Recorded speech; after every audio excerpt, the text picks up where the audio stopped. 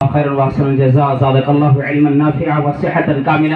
اللہ تبارک و تعالیٰ آپ کو صحت و تندرستی عطا فرمائے، علم میں اضافہ فرمائے، اور اللہ رب العالمین زیادہ سے زیادہ اسی طرح سے تبلیغ دین کرنے کی توفیق اور استطاعت عطا فرمائے۔ اپنی مشغولیات کے باوجود ہمارے استاد محترم یہاں پر تشریف لائے ہیں۔ میں یہ جو ہم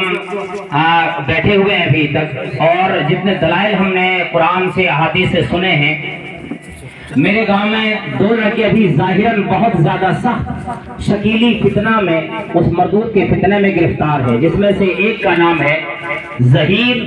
بن غلاب، دوسرے کا نام ہے محمد ارمان بن محمد آزاد۔ یہ 2 لڑکے کے گارجن الحمدللہ یہاں پر موجود ہیں، اور ان لوگوں کی سہمتی بھی پہلے رہی ہے۔ ان لوگوں کا کہنا کہ جیسے ہم آئے تو ظہیر رات میں کب بھاگا اس کا کوئی اندازہ بھی نہیں لگا سکتے ہم لوگ سوچیں کہ رات میں آیا ہے، صبح اٹھ کر کے پوچھیں گے تھوڑا سا، لیکن رات ہی میں 2 بجے یا 1 بجے یا 3 بجے وہ رات میں نکل کر کے بھاگ گیا سارا سامان لے کر کے۔ اسی طرح سے ارمان بھی ابھی یہاں موجود نہیں ہے، اور الحمدللہ اور 4-5 لڑکوں کو بھی اپنے چنگل میں اس لڑکے نے صرف لیا تھا، ظہیر نے ان اور 4-5 لڑکوں کو سمجھا بجھا کر کے اپنے چنگل میں لینا چاہ رہا تھا، مکمل نہیں لے پایا تھا، جب تک الحمدللہ ہم لوگوں کو پتہ لگا اور حافظ صاحب نے مجھے فون کیے وہاں سے کہ دیکھو تمہارے گاؤں میں اس طرح کا معاملہ ہو رہا ہے۔ تو ہم نے جب پتہ کیا 4-5 لڑکے نکلے، اور ان لڑکوں کا کہنا جس کو سامنے سے پوچھتا تھا وہ بولتا تھا کہ نہیں، ابھی میں تو 1 ہی مہینہ اس کے ساتھ جا رہا تھا، ابھی اگلا ہفتہ سے ملاقات ان سے ہوئی تھی، فلاں بات بول رہا تھا۔ جب سختی کے ساتھ پکڑا گیا تو معلوم چلا کوئی 2 سال سے کوئی 1 سال سے اس کے پیچھے ہے، اور وہ جا کے بامبے میں کام کر رہا تھا، وہیں پر اس کی تبلیغ کی گئی ہے ظہیر کی، اور وہیں اس کو سمجھایا گیا، وہاں سے آ کے ہمارے گاؤں میں اس گندگی کو پھیلا رہا ہے۔ پورے علاقے میں جہاں جہاں بھی سن رہا ہے وہ سارے علاقے کے لوگ یہی بول رہے ہیں کہ سب سے زیادہ مفتی امٹلا پیدا ہوتا ہے، سب سے زیادہ یہیں پر فتنہ پیدا ہوتا ہے۔ اتنا بڑا فتنہ یہیں پر لے کر کے آیا، اور ہمارے سنگھوں میں جا کر کے سمجھانا چاہا اس لڑکے نے، خود ظہیر نے۔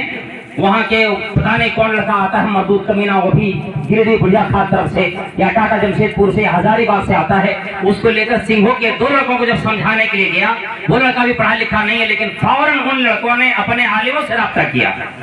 کہ مجھے اس طرح سے باتیں بتا رہا تھا، بتائیے اس میں کیا صحیح ہے۔ لیکن ہمارے اتنے لڑکے بہک گئے ہیں، آج تک کسی نے پوچھا نہیں،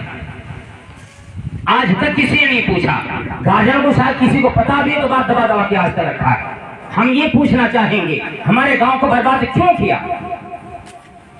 کیوں ہمارے لڑکوں کو بہکایا، کیا اس کی سزا نہیں مل سکتی؟ تو الحمدللہ گارجنوں نے ساتھ دیا، مکمل ابھی تک ساتھ دیا ہے، اور سارے گارجنوں کا کہنا ہے کہ ہم اپنے